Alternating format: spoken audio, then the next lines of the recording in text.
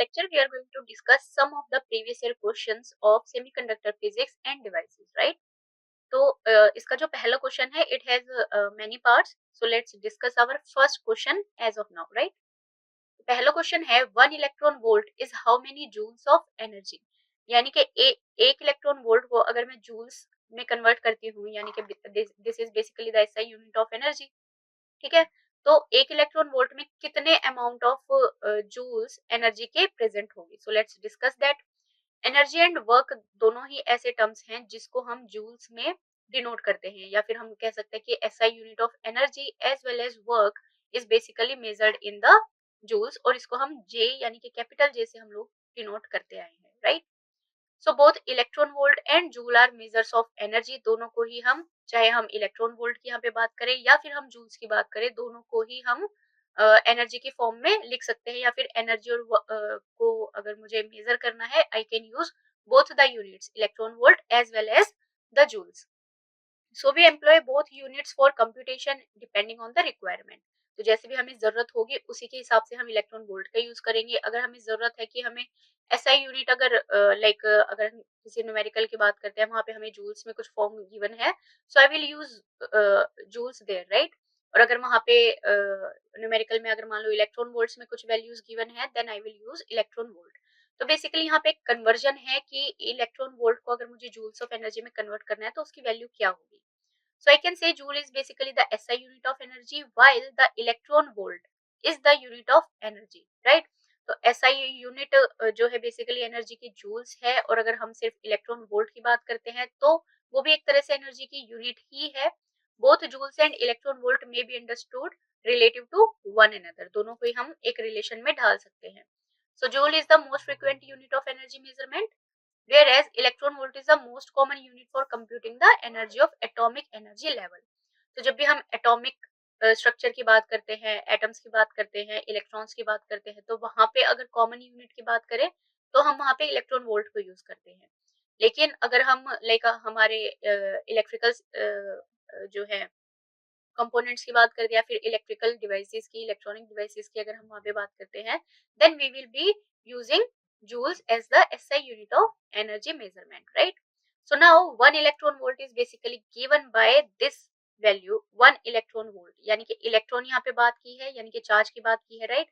तो इलेक्ट्रॉन को हम डिनोट कर सकते हैं, 1 इलेक्ट्रॉन ऑफ चार्ज कितना होता है, that is Q equals to 1.6 into 10 to the power minus 19 coulomb के फॉर्म में होता है, राइट?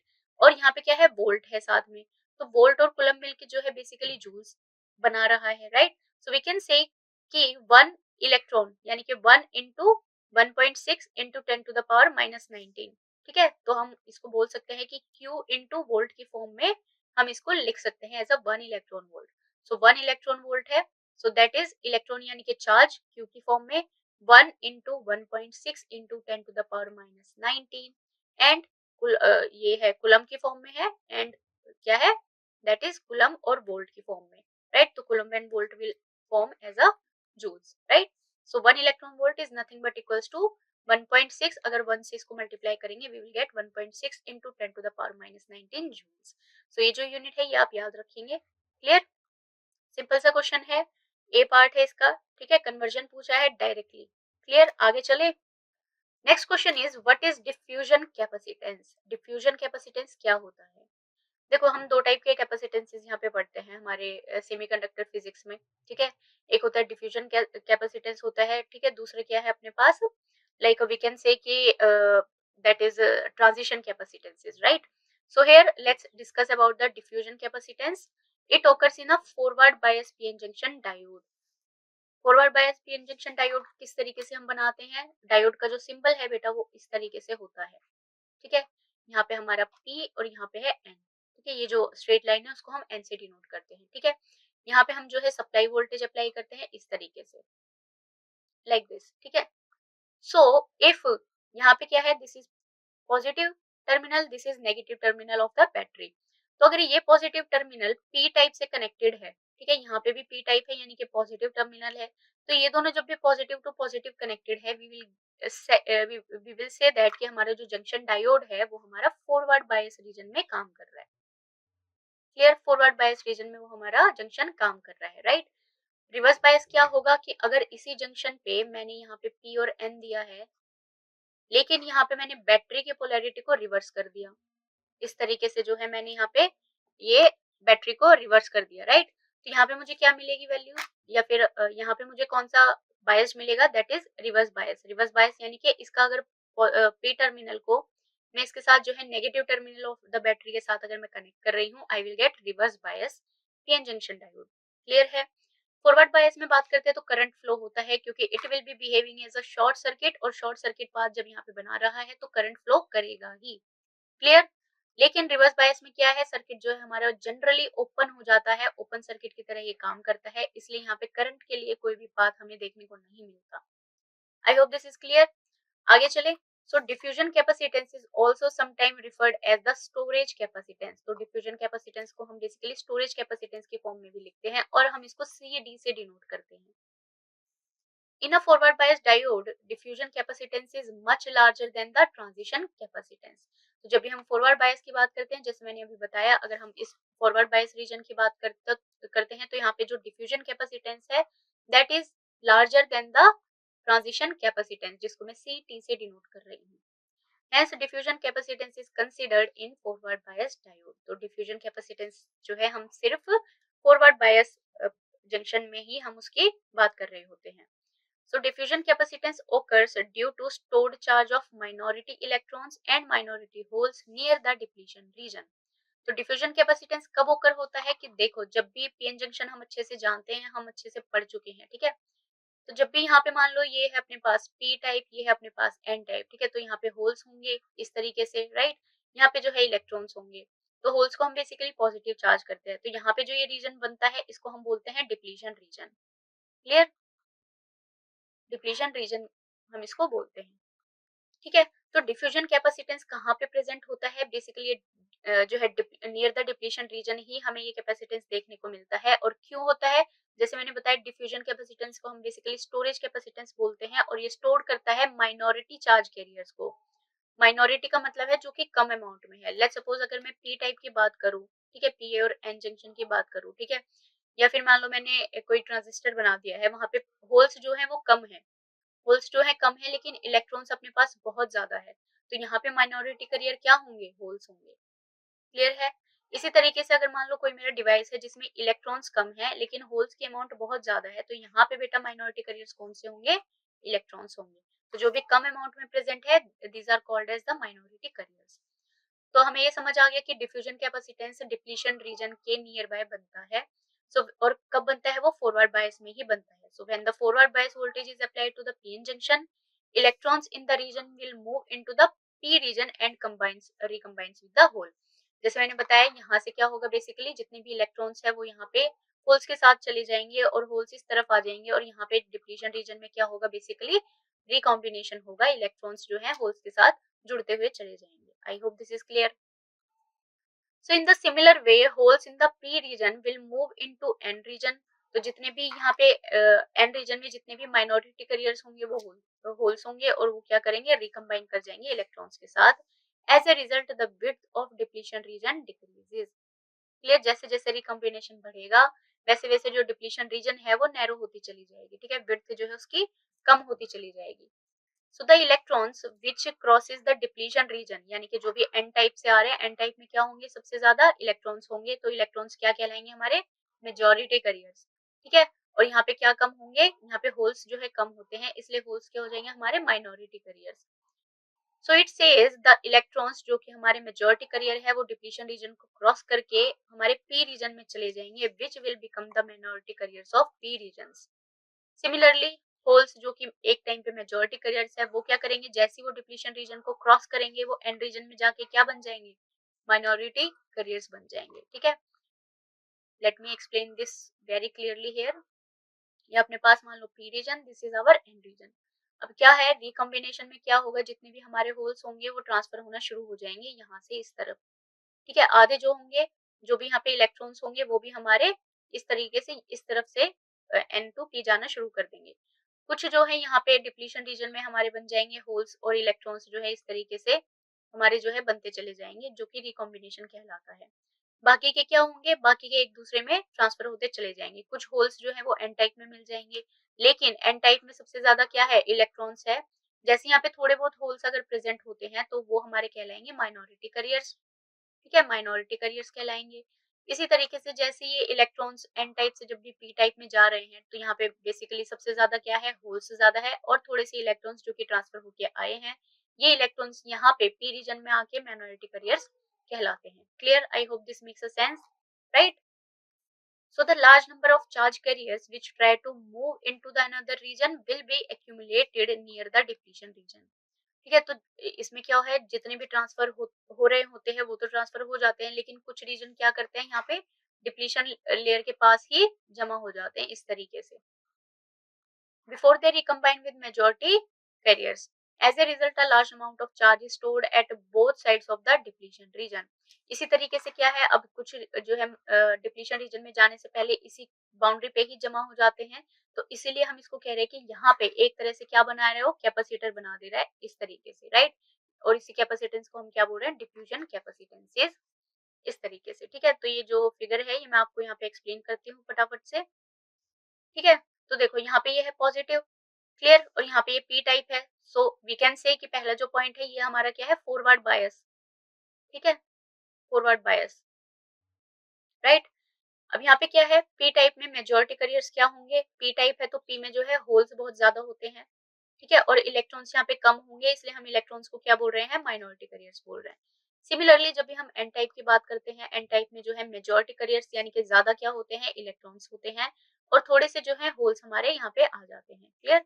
कब आ जाते हैं, जब भी हम इलेक्ट्रिक फील्ड यहाँ पे अप्लाई करते हैं, पोटेंशियल हम यहाँ पे अप्लाई करते हैं, तो रिकॉम्बिनेशन के थ्रू ये प्रेजेंट हो जाते हैं, right?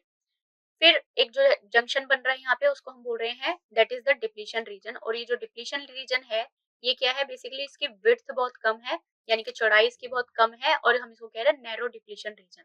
I hope this is clear. ठीक है, तो इसी को हम क्या बोलते हैं, that is the P N junction. ठीक है, पी और एन के द्वारा जो भी एक डिप्लीशन रीजन बनाया गया है उसी को हमने बोला है P N junction, right? I hope this is clear. So diffusion capacitance कब ओकर हो रहा है, it basically occurs in the forward bias PN junction diode, and diffusion capacitance is also sometime referred to as storage capacitance. मैं आपको already बता चुकी हूँ। The accumulation of holes in the N region and electrons in P region is separated by a very thin depletion region और depletion layer. तो एक time पे जब हमारा डिप्लीशन रीजन बहुत ही ज्यादा थिन हो जाएगा तब क्या होगा, होल्स हमारे इस तरीके से यहाँ पे रिकम्बाइन हो जाएंगे, इलेक्ट्रॉन्स हमारे इस तरीके से यहाँ पे जो है होल्स हमारे यहाँ पे आ जाएंगे, और इलेक्ट्रॉन्स हमारे यहाँ से यहाँ पे रिकम्बाइन हो जाएंगे, राइट? और यही क्या बना रहे हैं, एक तरह से एक कैपेसिटर फॉर्म करते हैं। So this depletion region act like a dielectric और insulator of the capacitor, and charge stored at both the side act like a conducting plate of the capacitor.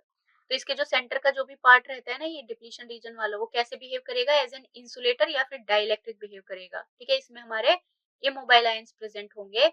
तो यहाँ पे क्या होगा, बेसिकली कोई भी इलेक्ट्रिक करंट यहाँ पे फ्लो नहीं होता है, इसलिए हम इसको बोलते हैं इस रीजन को दैट इज द इंसुलेटर। ठीक है, इंसुलेटर की तरह ये बिहेव करेगा, या फिर ये डाइइलेक्ट्रिक की तरह बिहेव करेगा। इंसुलेटर क्या होता है, जहाँ जो कि मतलब they can not conduct heat and electricity, right? तो हो गया इंसुलेटर।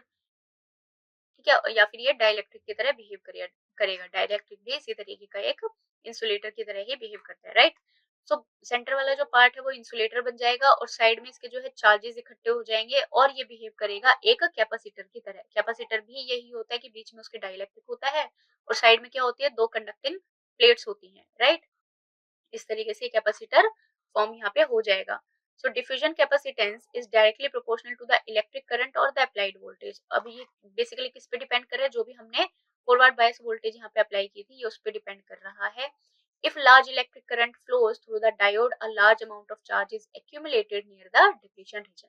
अब यहाँ पे जितना, अब देखो वोल्टेज हमने बढ़ा दी तो वोल्टेज क्या होती है, डायरेक्टली प्रोपोर्शनल टू करंट होती है, right? Using the Ohm's law. ठीक है, तो जैसे जैसे वोल्टेज बढ़ेगी करंट भी बढ़ जाएगा। क्लियर? अब लार्ज अमाउंट ऑफ करंट अगर फ्लो होता है इसकी वजह से क्या होगा, यहाँ पे एक्यूमुलेशन यानी कि चार्जेस उसी उतनी ही तेजी से जमा होना शुरू हो जाएंगे। As a result a large diffusion capacitance occurs, जिसकी वजह से एक जो है लार्ज अमाउंट का डिफ्यूजन कैपेसिटेंस ऑकर हो जाएगा। In the similar way, if small electric current flows through the diode, only a small amount of charge is accumulated. सही बात है, क्यों? अगर मान लो यहाँ पे वोल्टेज कम है तो करंट भी अपने पास कम आ जाएगा, अगर करंट की वैल्यू कम है तो स्मॉल या फिर हम कह सकते हैं कि स्मॉल अमाउंट ऑफ चार्ज वहां पे एक्यूमुलेट होंगे. As a result small diffusion capacitance occur, तो यहाँ पे जो कैपेसिटेंस ओकर होगा वो कम अमाउंट का होगा. So when the width of depletion region decreases, the diffusion capacitance increases. ये important point है, आपको ध्यान रखते हुए चलना है. यानी कि जितना नैरो जो है डिप्लीशन रीजन हमारा फॉर्म होगा, ठीक है, जितना भी नैरो ये फॉर्म होगा उतना ही जो है कैपेसिटेंस की वैल्यू ज्यादा होगी. ठीक है, क्लियर? कैपेसिटेंस की वैल्यू उतनी ही ज्यादा होगी. So the diffusion capacitance value will be in the range of nano फेरेड to microfarad तक इसकी जो है रेंज होती है. नैनो मतलब 10 टू द पावर -9 और माइक्रो यानी कि 10 टू द पावर -6. तो अगर हम कंपैरिजन करते हैं इन दोनों का, so 10 to the power -6 is the bigger value as compare to 10 to the power -9. Formula क्या होगा? C D equals to D Q upon D V, यानी कि the rate of charge divided by the rate of voltage, where CD is the diffusion capacitance, dq क्या है? That is change in number of minority charge carriers stored outside the depletion region, और dv क्या है? Change in the voltage applied across the diode. तो ये formula है simple सा. CD equals to, देखो C इक्वल्स टू क्या होता है? Q इक्वल्स टू क्या होता है? ठीक है, Q इक्वल्स टू होता है C इंटू V होता है, राइट? तो यहाँ पे बेसिकली क्या दिया है, इसको अगर हम सॉल्व करेंगे Q अपॉन V, ठीक है, तो यही वैल्यू यहाँ पे लिखी है CD equals to D Q upon D V की फॉर्म, राइट? सिंपल. ठीक है, बस उसमें क्या कर दिया, चेंज हमने ले लिया है, right? I hope this second part is clear to you. B question is clear. आगे चलते हैं. Next question says define drift velocity. Drift velocity क्या होता है?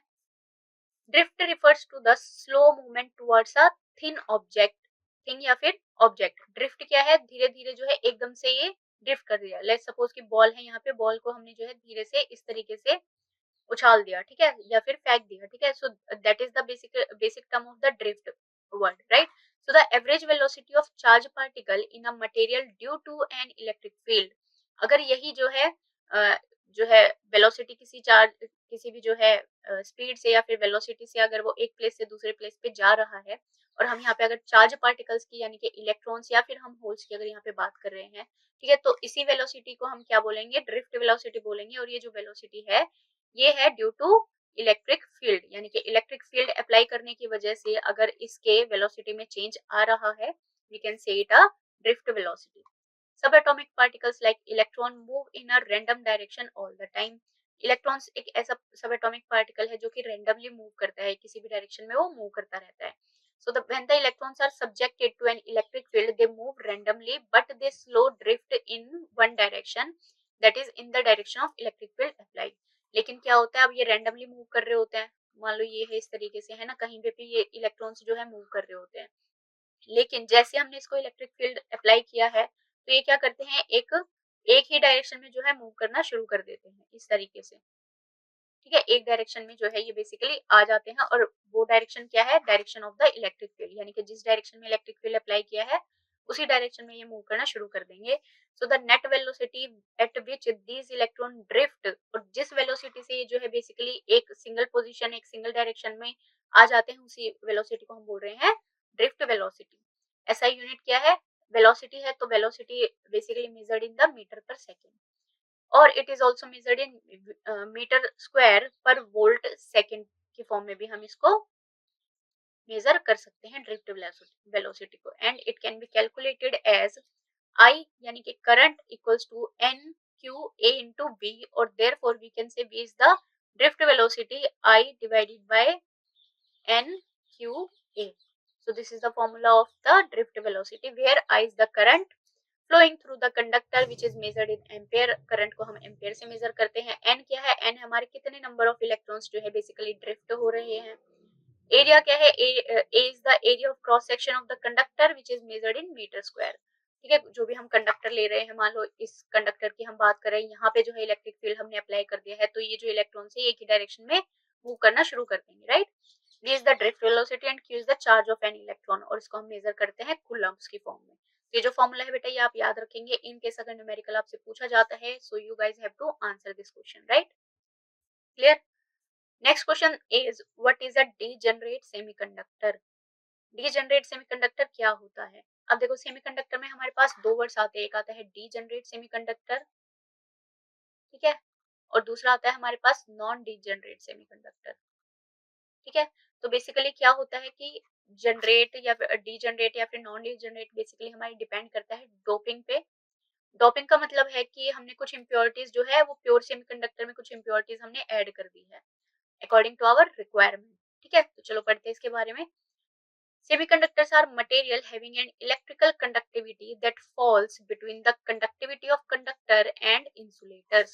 तो यानी कि अगर हम बात करते हैं कंडक्टिविटी की, अगर यहाँ पे ये इंसुलेटर्स, इंसुलेटर यानी कि which are bad conductor of heat and electricity, जिसमें से इलेक्ट्रिसिटी पास नहीं हो सकती, उनको हम बोलते हैं इंसुलेटर। और कंडक्टर्स क्या होते हैं, जिसमें से इलेक्ट्रिसिटी इजिली पास हो सकती है, हीट प्रोड्यूस हो सकती है, they are known as conductor, ठीक है। इंसुलेटर की जो कंडक्टिविटी है, यानी कि क्या इंसुलेटर अच्छा कंडक्टर है, नहीं, यहाँ पे जो है कंडक्टिविटी ऑलमोस्ट जीरो होती है, क्योंकि कंडक्ट कर ही नहीं पाएंगे, ना इलेक्ट्रिसिटी इसमें से पास होगी ना हीट पास होगी, clear. Conductor it has very high conductivity, यानी कि अप टू इंफिनिटी इसकी कंडक्टिविटी जा सकती है। सेमीकंडक्टर्स जो है यहाँ कहीं पे बीच में लाई करते हैं, जिनकी कंडक्टिविटी लाई करती है in between the insulator and the semiconductor, right? Clear? So degenerate semiconductor are a type of semiconductor in which a high level of doping can be observed, making the semiconductor act as a metal than the semiconductor, ठीक है। तो conductor की अगर हम बात करते हैं और यहाँ पे अगर हम मेटल लेते हैं, ठीक है, metal basically a good conductor of electricity and heat, ठीक है। एल्यूमिनियम है, कॉपर है, हम बेसिकली जो है वायर्स वगैरह बनाने के लिए, इलेक्ट्रॉनिक या फिर इलेक्ट्रिकल इक्विपमेंट्स बनाने के लिए हम इन वायर्स का यूज करते हैं, एल्यूमिनियम हो गया, कॉपर हो गया, ठीक है। तो basically these are the conductors. अगर मान लो हमने अपने जो है हमने कोई ऐसा डिवाइस बनाना है, ठीक है, और उसमें हमने डोपिंग कर दी, लेट्स सपोज कि यहाँ पे जो है अपने पास एन टाइप का मटेरियल है, ठीक है। और डोपिंग का मतलब क्या है, एन टाइप मटेरियल है, यानी कि अभी जो है ये प्योरेस्ट फॉर्म में है, प्योर फॉर्म में अगर हम मैंने इसको एन टाइप मटेरियल को ले लिया है। अब डोपिंग का मतलब ये है कि मैंने यहाँ पे ना कुछ इम्प्योरिटीज ऐड कर दी, इम्प्योरिटीज ऐड कर दी। इम्प्योरिटीज कौन सी ऐड की है, अब मुझे ये एन टाइप ही चाहिए, तो मैंने यहाँ पे जो है बहुत सारे इलेक्ट्रॉन्स बाहर से लाके यहाँ पे मैंने भर दिए, ठीक है, बहुत सारे इलेक्ट्रॉन्स मैंने यहाँ पे भर दिया। अब ये ऑलरेडी एन टाइप था, ठीक है, और ज्यादा मैंने उसमें इलेक्ट्रॉन्स फिलअप कर दिए, तो ये इस रीजन को हम एन प्लस रीजन से हम डिनोट कर पाते हैं, यानी कि एन टाइप तो है, इलेक्ट्रॉन्स तो ऑलरेडी प्रेजेंट है, लेकिन हमने क्या कर दिया, उसको डॉपिंग कर दी, यानी कि बाहर से कहीं से इम्प्योरिटीज ला के हमने बहुत सारे इलेक्ट्रॉन्स जो है उसमें जमा कर दिए। तो मैं इसको डिनोट करूंगी एन प्लस से, और इसको हम बोलते हैं हेवीली डॉप्ड, ठीक है, हेवीली डॉप्ड सेमीकंडक्टर, राइट। ठीक है, तो यानी कि यहाँ पे जो लेवल ऑफ डोपिंग है वो मैंने बहुत बढ़ा दी है, which is a high level doping, ठीक है। और इसी टाइप के सेमीकंडक्टर को हम क्या बोलते हैं, डीजनरेट सेमीकंडक्टर्स। और ये किस तरीके से ये जो कंडक्टर है कैसे बिहेव करेंगे बेटा, ये बिहेव करेंगे लाइक अ मेटल। क्यों, क्योंकि यहाँ पे मैंने कंडक्टिविटी को बढ़ाने के लिए बहुत सारे इलेक्ट्रॉन्स उसमें फिलअप कर दिए हैं, बहुत सारे एन टाइप की या इलेक्ट्रॉन टाइप की इम्प्योरिटीज मैंने वहाँ पे डॉप कर दी है, ऐड कर दी है, क्लियर। तो इसी को हम बोलते हैं degenerate semiconductor. Unlike other type, this type of semiconductor does not obey law of mass action law. Mass action law क्या है, n dot p equals to ni का स्क्वायर होता है मास एक्शन लॉ। तो यहाँ पे बेसिकली क्या है, ni है हमारी इंट्रिंसिक सेमीकंडक्टर की जो है कंसंट्रेशन है। इंट्रिंसिक सेमीकंडक्टर का मतलब है बेसिकली प्योर सेमीकंडक्टर, ठीक है। n है हमारे इलेक्ट्रॉन्स की कंसंट्रेशन, p है हमारे होल्स की कंसंट्रेशन, ठीक है। तो डीजनरेट सेमीकंडक्टर्स क्या है, बेसिकली इस लॉ को ओबे नहीं करते हैं, क्लियर।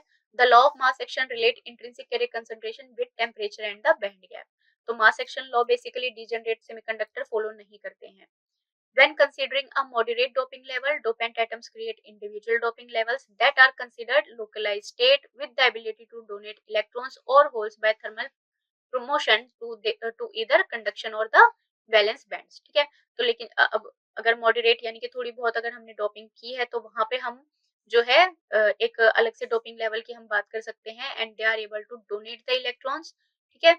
मॉडरेट में वो इलेक्ट्रॉन्स डोनेट भी कर सकते हैं और होल्स भी डोनेट कर सकते हैं according to the requirement, clear. लेकिन अगर वो सेमीकंडक्टर हमारा हेवीली डॉप्ड है तो वहां पे मास एक्शन लॉ फॉलो नहीं होगा। When the impurity level is high enough, the individual atom that contribute to impurity can become close enough which causes doping level to merge into another impurity band. अब जैसे हमने impurity level को बहुत ज्यादा बढ़ा दिया है तो क्या होंगे, लेट्स सपोज कि पहले जो है इलेक्ट्रॉन्स हमारे इस तरीके से थे, राइट, ये हमारे इलेक्ट्रॉन्स थे, नेगेटिव चार्ज पार्टिकल्स हमारे इस तरीके से थे। अब क्या कर दिया मैंने, इसमें जो है डोपिंग कर दिया, यानी कि इलेक्ट्रॉन्स को जो है बढ़ा दिया। तो इलेक्ट्रॉन्स बढ़ाने की वजह से क्या हो गया, यहाँ पे मान लो ये इलेक्ट्रॉन्स यहाँ पे भी प्रेजेंट हो गए, जहां जहां पे उसको जगह मिल रही है वहां वहां पे जो है इलेक्ट्रॉन्स प्रेजेंट हो गए। क्लियर, ये यहाँ पे सारी जगह जो है इलेक्ट्रॉन्स यहाँ पे प्रेजेंट हो गए। तो यानी कि ये जो इलेक्ट्रॉन्स जो है एक दूसरे के इतने ज्यादा क्लोज आ जाएंगे, यानी कि इम्प्योरिटी का लेवल इतना ज्यादा बढ़ जाएगा, जिसकी वजह से क्या हो जाएगा, डोपिंग का जो लेवल है वो मर्ज हो जाएगा एक अनदर इम्प्योरिटी बैंड में, ये मर्ज हो जाएगा। यानी कि पहले हमारे पास सिर्फ दो बैंड होते थे, balance band and conduction band, ठीक है, तो इम्प्योरिटी का लेवल बहुत ज्यादा बढ़ जाएगा, जिसकी वजह से एक इम्प्योरिटी बैंड क्रिएट होने के चांसेस होते हैं, लेकिन वो जो है बेसिकली हम उसको अलग से डिनोट नहीं करते, वो मर्ज हो जाता है। लाइक वैलेंस बैंड में बहुत सारे इलेक्ट्रॉन्स हो गए तो इलेक्ट्रॉन्स जो है वैलेंस बैंड से कंडक्शन बैंड जो है वो मूव कर जाएंगे, right. So here the behavior of such system ceases to show the typical trait of semiconductor. For example, increase in conductivity can occur with the rise of the temperature. अब यहाँ पे जो इसका इम्पैक्ट हमें देखने को मिल रहा है कि अगर टेम्परेचर हमारा बढ़ता है तो कंडक्टिविटी भी हमारी इंक्रीज होती चली जाती है। However, degenerate semiconductor has fewer carriers compared to the true metal. Therefore, the behavior is intermediate between a semiconductor and a metal. लेकिन डिजेनरेट सेमीकंडक्टर में क्या होता है, थोड़े बहुत कैरियर्स हमारे होते हैं जो कि मूव करते हैं as compare to the true metal, right. So इसका एक जो है कंडक्शन बैंड और वैलेंस बैंड डायग्राम मैंने यहाँ पे शो किया है। ये है अपने पास वैलेंस बैंड, ठीक है, ये अपने पास कंडक्शन बैंड, राइट, ठीक है, और इनका जो है एनर्जी बैंड गैप यहाँ पे मेंशन किया है ई गैप से, और ये है E F which is the Fermi level, right. Similarly यहाँ पे ये था अपने पास एन टाइप की डोपिंग के लिए, अगर पी टाइप की डोपिंग करेंगे तो जो फर्मी लेवल है वो हमारा वैलेंस बैंड के पास बनेगा, एन टाइप की डोपिंग में कहाँ पे बन रहा है, वो कंडक्शन बैंड के पास बनेगा। Clear, I hope this is clear, ठीक है, आगे चलें।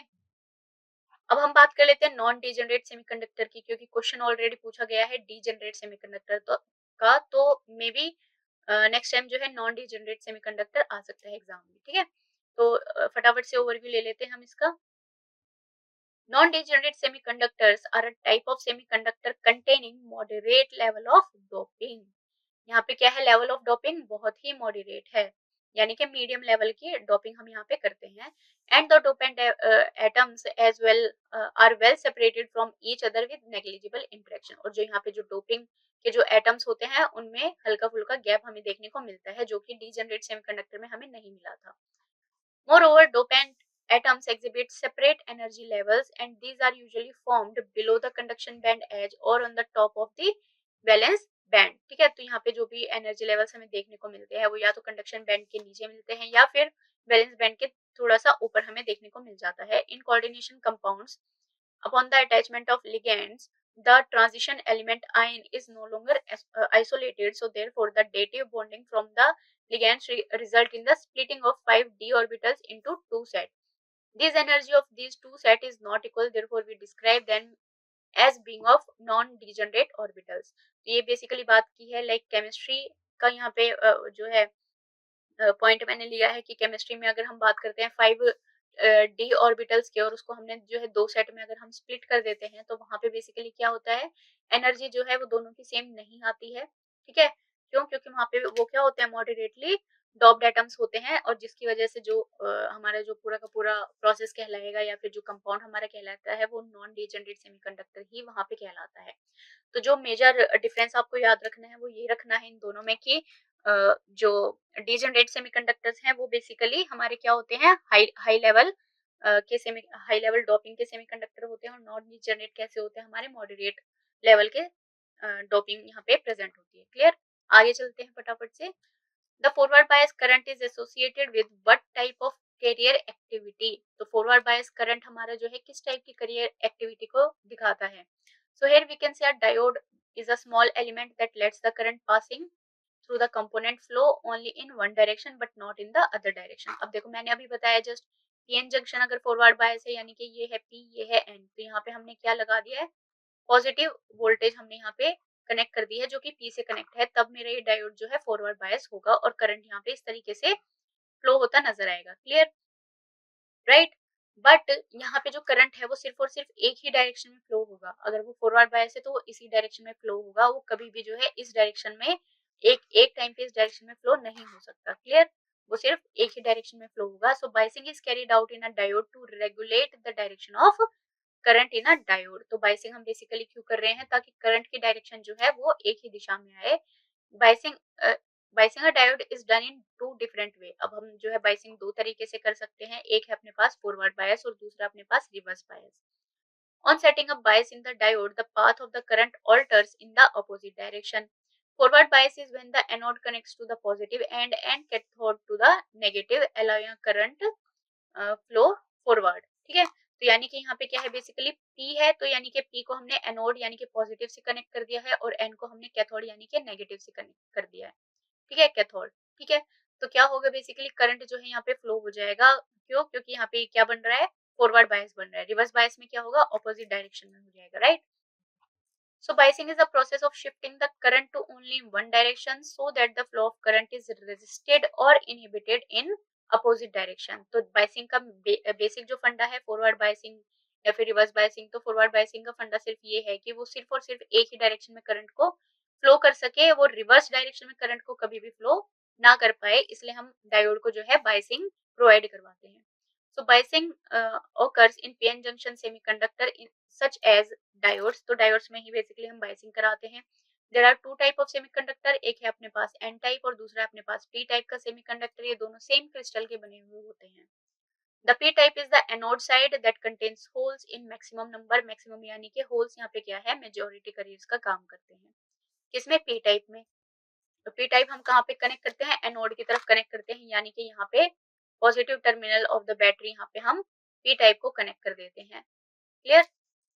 द पॉजिटिव पार्टिकल्स यानी कि जो होल्स है वो मूव करते हैं हमारे P टू N। ठीक है, तो होल्स हमारे जो है P से N, क्योंकि एक ही डायरेक्शन में ही मूवमेंट होगी करंट की भी, इसलिए P से जो है N की तरफ ही हमारे जो है होल्स मूव करेंगे। N से P जो है कभी भी होल्स मूव नहीं करेंगे, right. The N type is cathode that has the electrons in maximum number, यानी कि इलेक्ट्रॉन्स की जो है मेजॉरिटी करियर्स हमें देखने को मिलती है N साइड पे, right.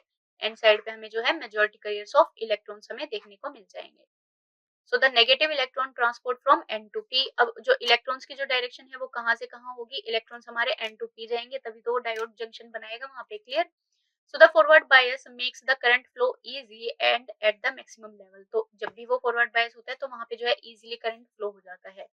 Reverse bias makes the current flow slower, लेकिन जब रिवर्स बायस की बात करते हैं वहां पे जो है धीरे धीरे करंट जो है फ्लो होता है। फॉरवर्ड बायस में बहुत तेजी से करंट फ्लो होता है। अगेन मैं अगर फॉरवर्ड बायस को आपको अच्छे से एक्सप्लेन कर देती हूँ, इन केस अगर क्वेश्चन आपसे पूछा जाता है एग्जाम में तो आप अच्छे से इसको आंसर कर पाएंगे। फॉरवर्ड बायस क्या है? It is a forward bias in a PN junction diode allows the continuous flow of current in one particular direction without any disturbance और इंटरफेरेंस। बिना किसी रुकावट के वो जो है फॉरवर्ड बायस क्या करता है, करंट को एक ही डायरेक्शन में फ्लो करवाता है। Forward bias meaning is that the current flows in forward direction due to the voltage applied in the forward direction।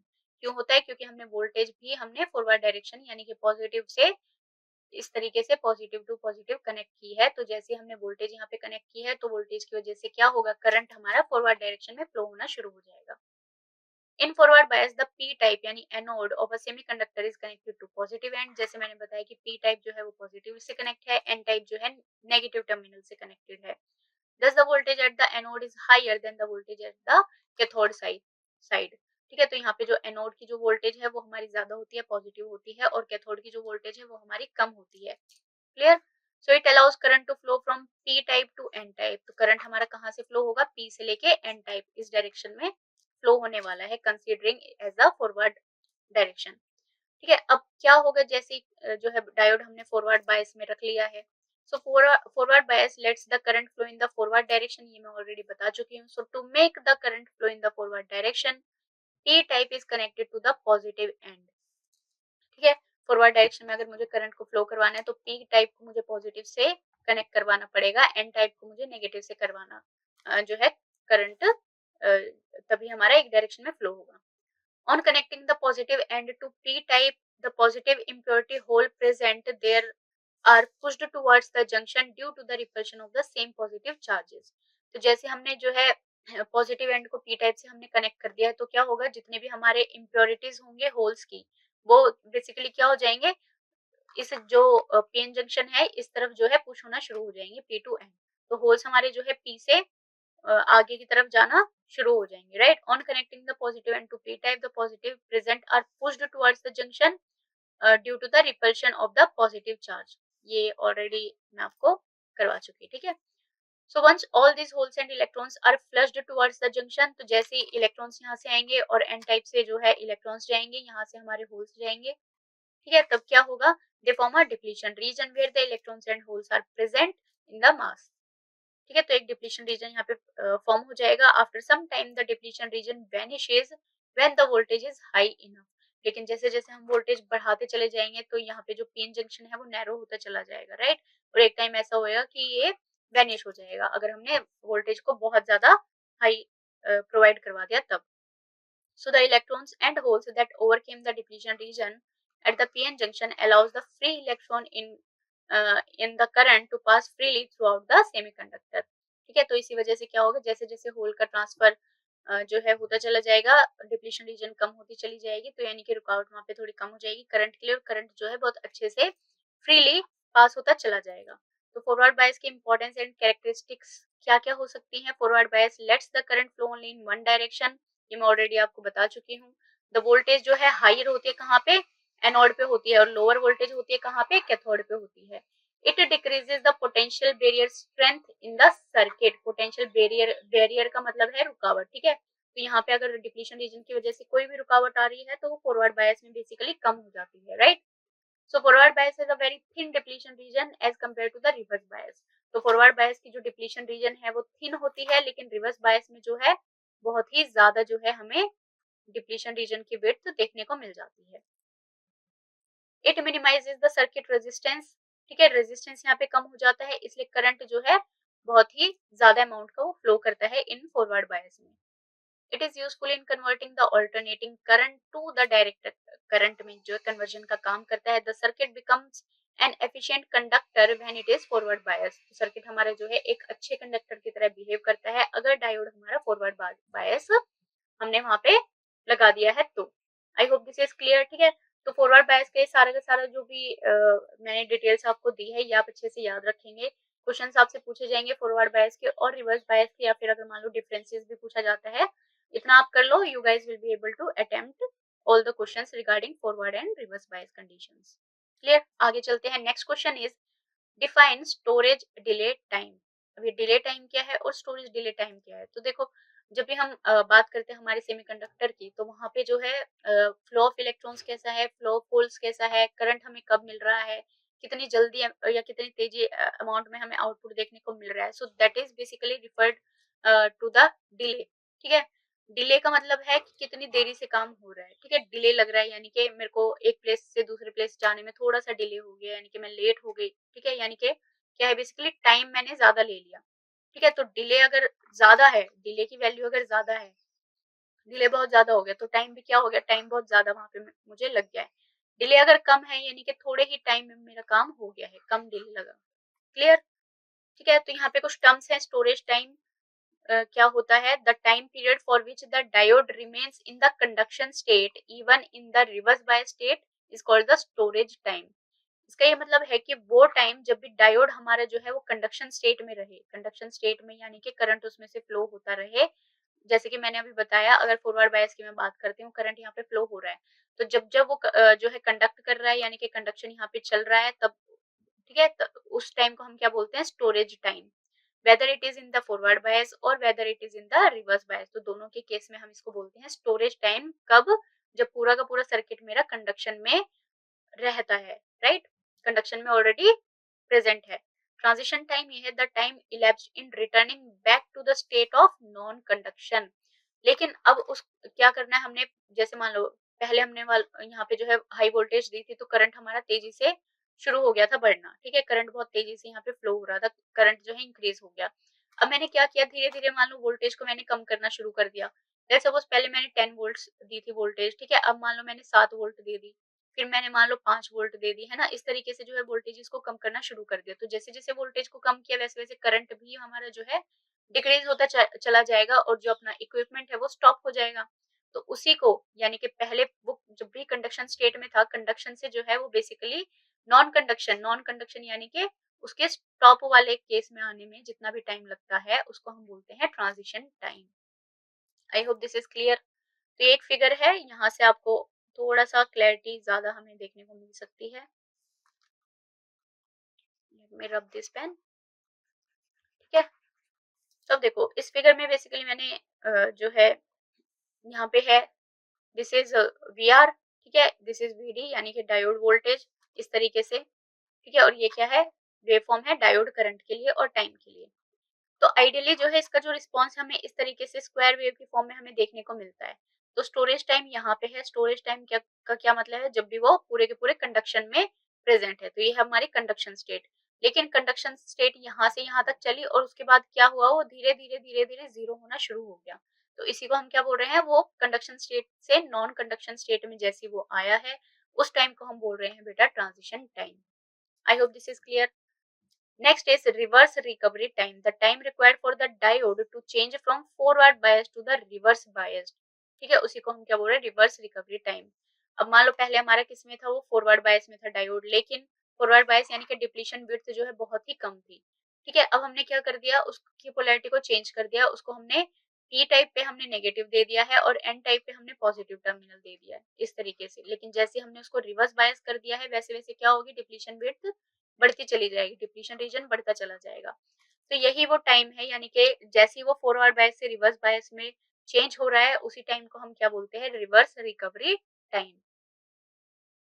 Forward recovery time क्या है, when it is change from reverse to forward bias. अब जैसे वो उल्टा चला यानी कि पहले वो रिवर्स बायस था, रिवर्स बायस के बाद अब वो फॉरवर्ड बायस रीजन में आ गया है, उसी को हम बोल रहे हैं forward recovery time. I hope this is clear, ठीक है। आगे चलते हैं एट T1। अब इसी को अगर मैं एक्सप्लेन करती हूँ इस फिगर को, ठीक है, T1 देख लो यहाँ पे है, this is our T1, right, this is our T1 and this is our T2। इस तरीके से यहाँ पे भी ये T1 है, जीरो से वो T1 चला टाइम, फिर T2 फिर T3, इस तरीके से जो है टाइमली वो चलता रहा है ग्राफ में। सो T1 पे क्या होगा, the diode is suddenly brought two of state from on state. T1 पे क्या है, वो धीरे धीरे यहाँ पे था T1, ठीक है, अब वो क्या आ गया, ऑफ हो गया, पहले वो 1 था, वो क्या आ गया है, 0 पे आ गया इस तरीके से, ठीक है। It is known as the storage time. अब इसी टाइम को हम क्या बोलेंगे, स्टोरेज टाइम बोलेंगे। So storage time is the time required to remove the excess minority carrier charge. इसको हम इस तरीके से भी बोलते हैं कि एक्स्ट्रा जो भी चार्ज है अगर उसको कूल डाउन करना है तो चार्जेस वहां पे रिमूव करने पड़ेंगे, तभी करंट हमारा कम होना शुरू होगा, right.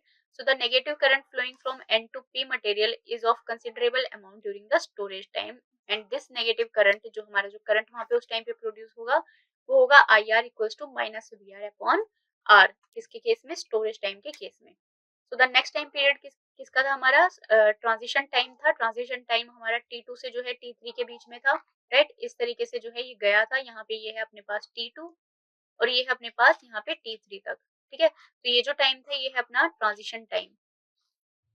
Transition time is the time taken for the diode to get completely to the open circuit condition. After T3, the diode will be in steady state reverse bias condition.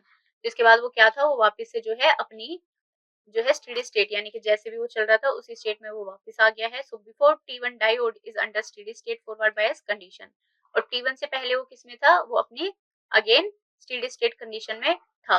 वापस से वो क्या आ गया, फिर से वो स्टेडी स्टेट कंडीशन में आ गया। So the time taken to get complete lead to open circuit condition, और जो टोटल टाइम हमें देखने को मिल रहा है यानी कि यहाँ वाली स्टेडी स्टेट से स्टोरेज टाइम, ट्रांजिशन टाइम, सारा कुछ मिला के जो हमें टाइम देखने को मिल रहा है that is the reverse recovery time, और वो है अपने पास storage time plus transition time. तो रिवर्स रिकवरी टाइम जो है वो एडिशन है स्टोरेज टाइम और ट्रांजिशन टाइम का, यानी कि वो ऑफ स्टेट से ऑन स्टेट में, ऑन स्टेट से ऑफ स्टेट में वापस से जाने में कितना टाइम लगा है, that is the reverse recovery time. Whereas to get on condition from the off, it takes less time as the forward recovery time. लेकिन जैसे वो अगर मान लो ऑफ था पहले वो, अब फिर से अगर मुझे उसे ऑन करना है तो ऑन करने में कम टाइम लगता है। So we can say reverse recovery time is greater than the forward recovery time. तो ये जो रिवर्स रिकवरी टाइम है ये जो है फॉरवर्ड रिकवरी टाइम से ज्यादा होता है, यानी कि रिवर्स के केस में जो है टाइम हमें बहुत ज्यादा लग जाता है, फॉरवर्ड के केस में जो है वो इजिली ऑन हो जाता है। So a diode works as better switch if reverse recovery time is made less. तो अगर रिवर्स रिकवरी टाइम हमारा कम होगा तो हम कह सकते हैं कि डायोड हमारा काफी अच्छे से काम कर पाएगा। क्लियर? ये पॉइंट्स बेटा आप ध्यान जरूर रखेंगे। आगे चलते हैं। Why is the width of the base region kept very small as compared to other regions in BJTs? तो ये इंपॉर्टेंट है हमारे पास। अगर बीजेटी की मैं बात करती हूँ, बीजेटी का सर्किट कुछ इस तरीके से हमें देखने को यहाँ पे मिलता है। ठीक है, ये है अपने पास बेस, ये है अपने पास एमीटर और ये है अपने पास कलेक्टर। ठीक है, इस तरीके से ये बीजेटी हमें देखने को मिलता है सिंबल। क्लियर? अब मुझे ये पूछा है कि why is the width of base region, यानी कि ये जो बेस रीजन है इसकी जो विड्थ है वो हम कम क्यों रखते हैं as compare to the collector या फिर एमिटर से। अगर मैं इसको कंपेयर करूं तो बेस की जो विड्थ है वो क्यों कम रखते हैं? ठीक है, so the answer is the base region of a transistor is kept very small and very lightly doped so as to pass most of the injected charge carriers to the collector। अब देखो BJT क्या होते हैं हमारे पास, NPN होते हैं और PNP होते हैं। दो टाइप के होते हैं, एनपीएन और पीएनपी। ठीक है, तो मैं इसको कुछ इस तरीके से बना रही हूँ ताकि इजीली आप समझ पाए। So let's suppose this is NPN ले लेते हैं, राइट। अब मान लो यहाँ पे मैंने यहाँ पे दिया है एमीटर, यहाँ पे है मेरे पास बेस और यहाँ पे मेरे पास कलेक्टर, इस तरीके से। ठीक है, तो जनरली अपनी जो बेस है यानी कि पी टाइप है यहाँ पे, ठीक है, इसकी जो विड्थ है मैंने इसलिए कम रखी है ताकि यहाँ से एन टाइप में जितने भी इलेक्ट्रॉन्स हैं या फिर चार्ज कैरियर्स हैं वो जल्दी से जल्दी और ज्यादा से ज्यादा जो है कलेक्टर में इंजेक्ट हो पाएंगे। ठीक है, यानी कि अगर मान लो वो बेस में ही उलझे रहेंगे, बेस में जो है टाइम लग जाएगा उन चार्जेस को एक्यूमुलेट होने में। ठीक है, बेस में अगर ज्यादा टाइम लग गया है तो चार्ज वेस्ट होने का भी यहाँ पे खतरा रहता है। तो बेस की जो विड्थ है वो हमने इसलिए कम रखी है ताकि जल्दी से जल्दी जो है इलेक्ट्रॉन्स एमिटर से कलेक्टर तक पहुंच पाए। So the base of the transistor is kept very thin as compared to collector emitter so as to most of the carriers, यानी कि करियर मींस के इलेक्ट्रॉन्स हो सकता है एनपीएन में, है ना, जैसे मैंने अभी बताया यहाँ पे एनपीएन में यहाँ पे क्या है इलेक्ट्रॉन्स है, यहाँ पे भी क्या होंगे इलेक्ट्रॉन्स होंगे, राइट। पी टाइप में भी माइनॉरिटी करियर्स इलेक्ट्रॉन्स होंगे लेकिन यहाँ पे होल्स बहुत ज्यादा होंगे पी टाइप में, राइट। होल्स यहाँ पे बहुत ज्यादा होंगे, इलेक्ट्रॉन्स कम होंगे। सो एन टाइप की बात करते हैं, एनपीएन में तो यानी कि चार्ज करियर इलेक्ट्रॉन्स है और पीएनपी में हम होल्स की बात करते हैं। तो यानी कि एमिटर से लेके कलेक्टर तक जो भी हमारे इलेक्ट्रॉन्स फ्लो हो रहे हैं वो बहुत ही तेजी से हो जाएंगे, that is pass to the collector injected from the emitter, यानी एमिटर से कलेक्टर तक वो इजिली फ्लो हो पाएंगे। So the transistor action needs a small base current control a large current flowing from the emitter to collector। ठीक है, तो यानी कि यहाँ पे क्या है बेस करंट भी जो है यहाँ पे कंट्रोल अमाउंट में हो जाएगा, स्मॉल करंट यहाँ पे प्रोड्यूस होगा बेस में। क्यों? क्योंकि उसको हमने छोटा रखा है, छोटा रखा है यानी कि इलेक्ट्रॉन्स डायरेक्टली जो है ज्यादा से ज्यादा एमिटर से कलेक्टर तक फ्लो हो पाएंगे और बेस में ना ही ज्यादा करंट रुकेगा ना ही ज्यादा चार्ज कैरियर्स रुकने वाले हैं। Thus the base is made to absorb a very small number of such carriers to constitute the base current।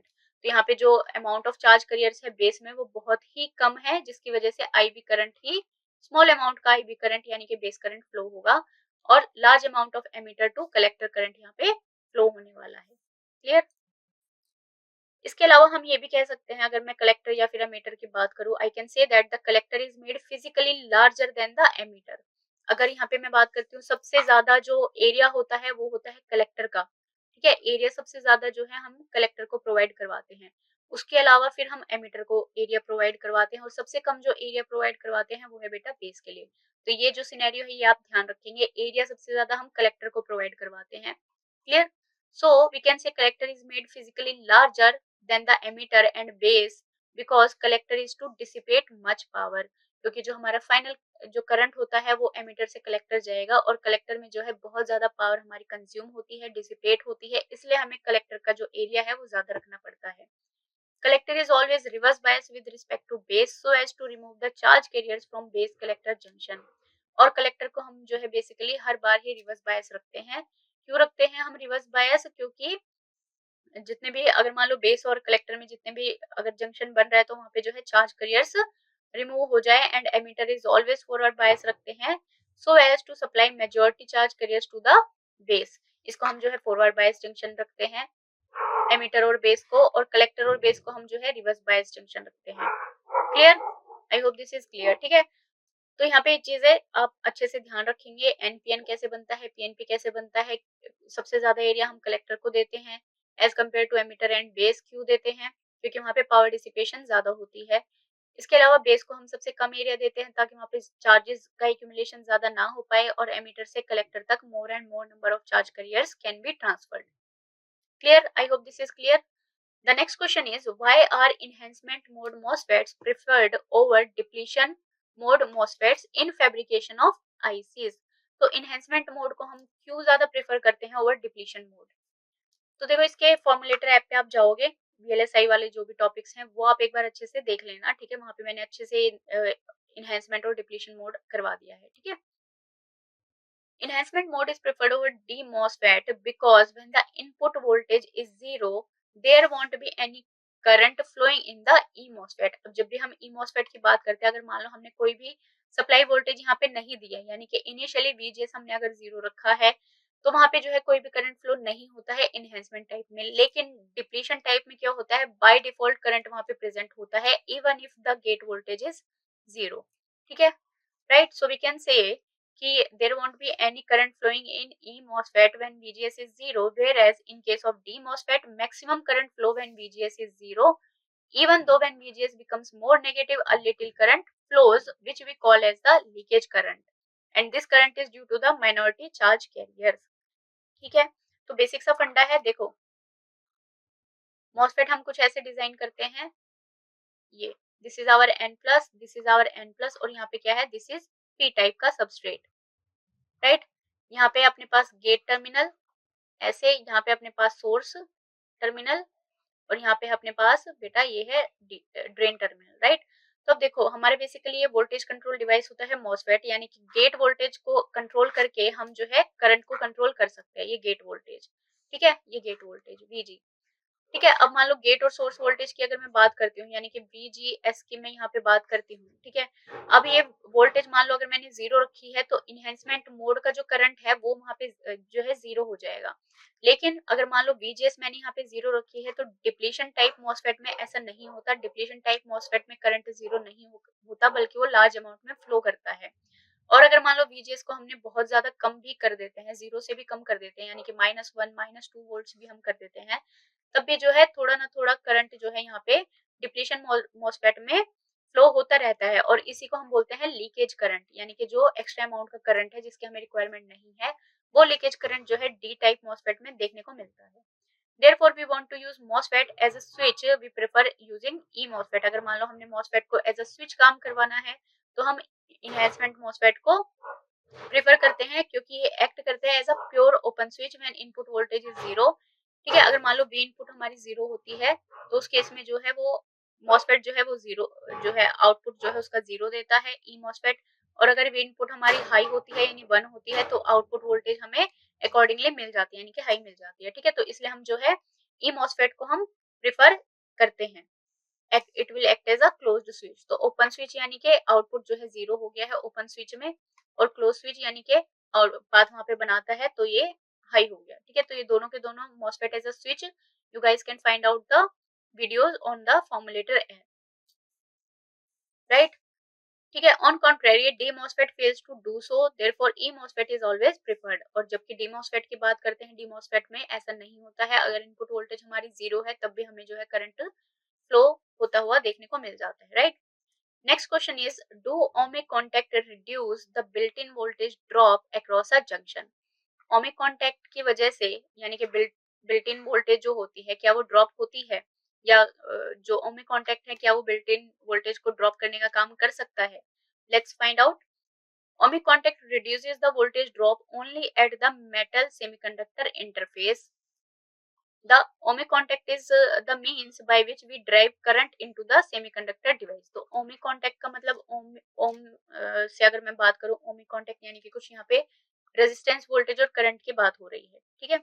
तो ohmic contact बेसिकली रिड्यूस करता है वही वोल्टेज ड्रॉप को जो कि मेटल और सेमीकंडक्टर के इंटरफेस पे प्रेजेंट है, सिर्फ उसी वोल्टेज को वो ड्रॉप करता है, right? So we can say a low resistance contact with linear I and V curve is called the ohmic contact।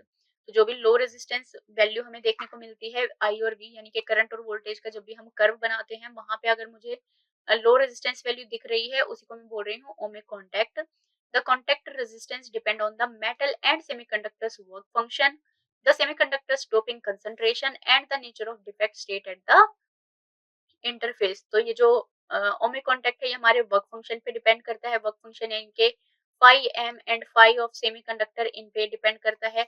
Doping concentration क्या है, यानी कि N A and N D पे भी ये डिपेंड करता है। और किस पे डिपेंड करता है, अगर कोई भी इंटरफेस पे डिफेक्ट हमें देखने को मिलता है तो उस पे भी ओमिक कॉन्टेक्ट जो है डिपेंड करता है। यानी कि कंसंट्रेशन हम बढ़ा दे तो रेजिस्टेंस बढ़ जाएगी, तो हमारा ओमिक कॉन्टेक्ट बढ़ जाएगा, राइट। इस तरीके से जो है डिपेंडेंसी है। So the built-in voltage is dropped across the diode's depletion region and is determined by the semiconductor's band gap and doping concentration and profile। ठीक है, तो बिल्ट इन वोल्टेज जो है बेसिकली वो ड्रॉप तो हो जाती है, रिड्यूस हो जाती है due to the ohmic contact, लेकिन कहाँ पे होती है, एट द इंटरफेस या फिर डायोड की जो डिप्लीशन रीजन है। ठीक है, this is not deletion, this is depletion. ठीक है, डिप्लीशन रीजन जो है वहां पे वैल्यू जो है बिल्ट इन वोल्टेज की ड्रॉप हो जाती है। एंड कैसे हम उसको डिटरमाइन कर सकते हैं, बाय यूजिंग बैंड गैप या फिर डोपिंग कंसंट्रेशन प्रोफाइल के थ्रू हम उसको कैलकुलेट कर सकते हैं। So the built in potential is entirely due to the electrostatic of the PN junction। So if we think that the diode as a resistor network, we can consider contact resistance to be in series with the diode's junction resistance। तो अगर मुझे इसको as a resistor या फिर ohmic contact को अगर मैं resistance की तरह यहाँ पे मैं एज्यूम कर लूँ, तो मैं इसको कह सकती हूँ कि डायोड जंक्शन के साथ ही बेसिकली क्या है, इन सीरीज, यानी कि सीरीज में ही कोई ना कोई रेजिस्टर हमें देखने को मिलने वाला है। So the diode junction resistance is non-linear and arises due to the built-in voltage। तो डायोड जंक्शन का जो रेजिस्टेंस है वो ये वाला जो रेजिस्टेंस है बेसिकली कैसे होगा, बिल्ट इन वोल्टेज की वजह से क्रिएट होगा। And also there are two contact resistance, एक है एन कॉन्टेक्ट का और दूसरा है पी कॉन्टेक्ट का। So these two contacts often use different metals and have different ohmic contact resistances। तो यहाँ पे जो है दो टाइप के रेजिस्टेंस भी हमें देखने को मिल जाएंगे, एक पी टाइप की वजह से, दूसरा एक एन टाइप की वजह से। और इनके जो रेजिस्टेंस की वैल्यू है या ओमिक कॉन्टेक्ट की वैल्यू है वो डिफरेंट होने वाली है, सेम नहीं होगी। ठीक है, right. I hope this is clear. Next question is what is the mathematical definition of drain conductance and trans conductance. Mathematical definition हमें यहाँ पे पूछी है, यानी कि मैथमेटिकल एक्सप्रेशन हमें बेसिकली यहाँ पे बताना है। ठीक है, so the expression of the intrinsic drain current यानी ID makes it possible to determine the mathematical expression of the trans conductance and the drain conductance. तो बेसिकली आईडी करंट जो है यानी कि ड्रेन करंट जो है उस पे उसी की वजह से जो है हम इसको इजिली मैथमेटिकली हम इसको डिफाइन कर पाते हैं, drain and the trans conductance को। So when the transistor is polarized at a point of operation given by the biasing, the expression of the current can be derived as follow। तो इस point पे जो है जो drain current है उसको हम इस तरीके से लिख सकते हैं, यानी कि d डॉट आई डी यानी कि I D current equals to do I D upon do V G into D V G. ये जो चेन रूल है we have already studied in the mathematics. ठीक है, इस तरीके से हम लिख सकते हैं। अब ये जो do I D I by V, देखो रेजिस्टेंस क्या होता है, R equals to V upon I होता है, लेकिन जो ट्रांस कंडक्टेंस होती है वो अपोजिट होती है, आई बाई वी होती है। ठीक है, तो यहाँ पे आई बाई वी की फॉर्म है, so we can say this is conductance here. यहाँ पे भी क्या है, आई बाई वी की फॉर्म है, so this is also conductance here. So we can say the expression for the trans conductance is basically GM, जो कि है do I D upon do V G, this is GM when keeping the drain voltage as a constant. ठीक है, drain voltage को हमने constant रख दिया। Similarly drain conductance की बात करते हैं, so GD is the drain conductance by keeping VG यानी कि gate voltage as the constant. Clear, I hope this is clear. ठीक है, तो ट्रांस कंडक्टेंस और जो ड्रेन कंडक्टेंस है उनका बेसिकली मैथमेटिकली ये एक्सप्रेशन आप याद रखेंगे। ठीक है, सो फर्स्ट क्वेश्चन जो है it has already completed. Next जो भी क्वेश्चन है उनके इंपॉर्टेंट जो भी पॉइंट्स हैं, टॉपिक्स हैं, I am going to discuss this in our next videos, right. So stay tuned, और फॉर्मुलेटर की जो ऐप है वो आप जरूर इंस्टॉल कर लेना, सारे के सारे लेक्चर्स मॉड्यूल्स आपको वहाँ पे देखने को मिल जाएंगे। ठीक है, सी यू गाइज, इसको अच्छे से आप रिवाइज जरूर कर लेना। ठीक है, सी यू सून, बाय।